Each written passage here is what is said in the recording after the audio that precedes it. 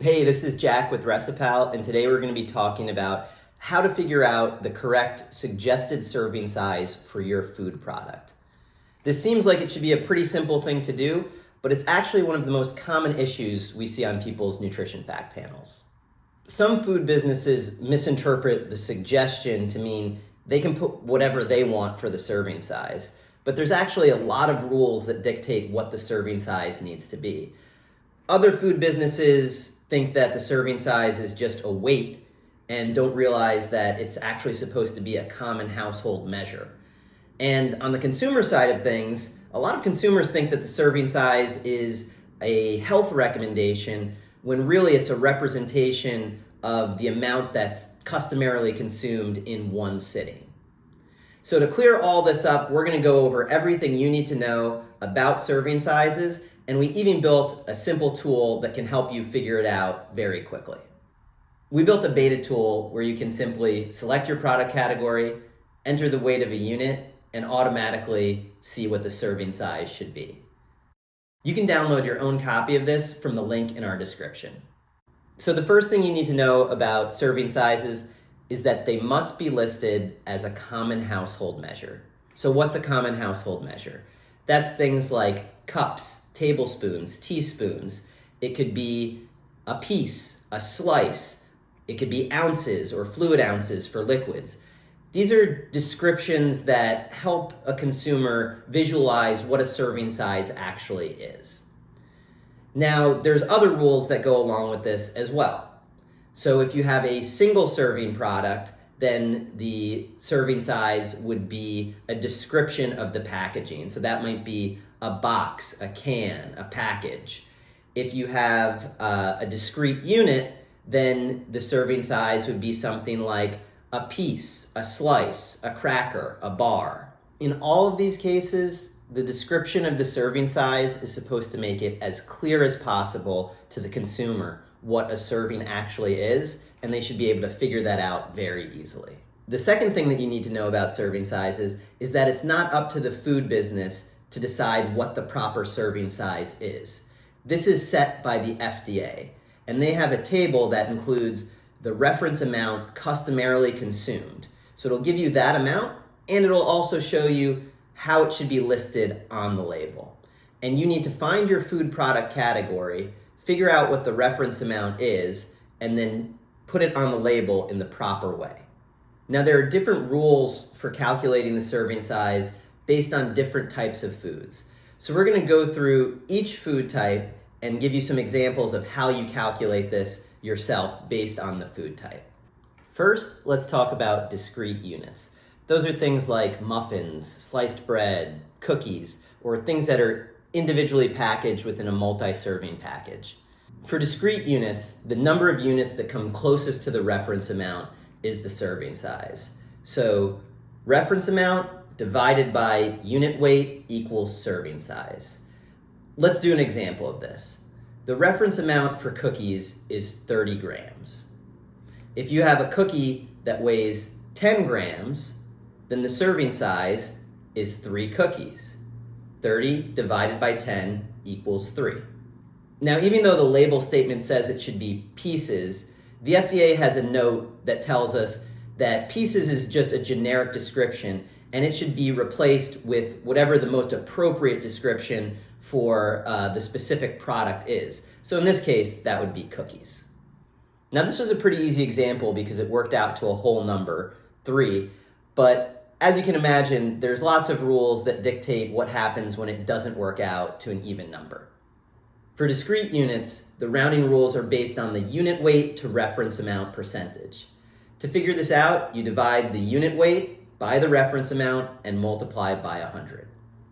If it's less than or equal to 50%, you round to the nearest whole number.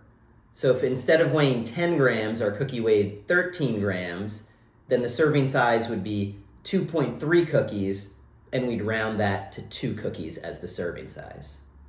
If it's greater than 50% and less than 67%, you can declare 1 or 2 units as a serving. If it's greater than or equal to 67% and less than 200%, you must declare 1 unit as a serving. And if it's greater than or equal to 200% or less than and equal to 300%, then the serving size is going to be the proportion of the unit that most closely approximates the reference amount. So, for example, if you had a cookie that weighed 60 grams, the serving size would be half a cookie. And this helps us segue into the next category, which is divided products. Divided products refers to large discrete units that are usually divided for consumption. So things like pies, cakes, pizzas, and melons. For divided products, the serving size is the fractional slice of the product.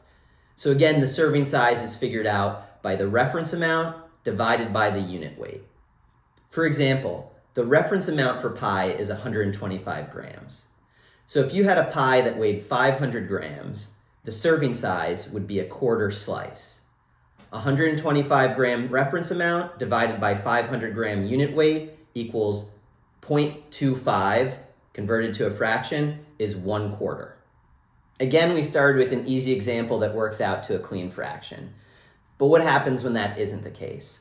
For divided products, manufacturers should use 1/2, 1/3, 1/4, 1/5, 1/6, or smaller fractions that can be generated by the further division of 2 or 3. The last major category is bulk products. These are non-discrete products like cereal, flour, sugar, or pancake mix. For bulk products, the serving size is the amount in a common household measure, cup, tablespoon, teaspoon, that most closely approximates the reference amount. So in this case, we figure out the serving size by dividing the reference amount by the weight of the common household measure. So for example, the reference amount for yogurt is 170 grams, and the label statement is in cups. So if we weigh 1 cup of our yogurt and find that it's 340 grams, then the reference amount divided by the weight of 1 cup will give us our serving size. So 170 divided by 340 equals a half cup serving size. Now again, there's specific unit and rounding rules specifically for bulk products. So for bulk products, cups, tablespoons, or teaspoons should be used whenever possible, except for beverages which use fluid ounces. Now cups shall be expressed in 1/4 or 1/3 cup increments. Tablespoons should be expressed as 1, 1 1/3, 1 1/2, 1 2/3, 2 or 3 tablespoons.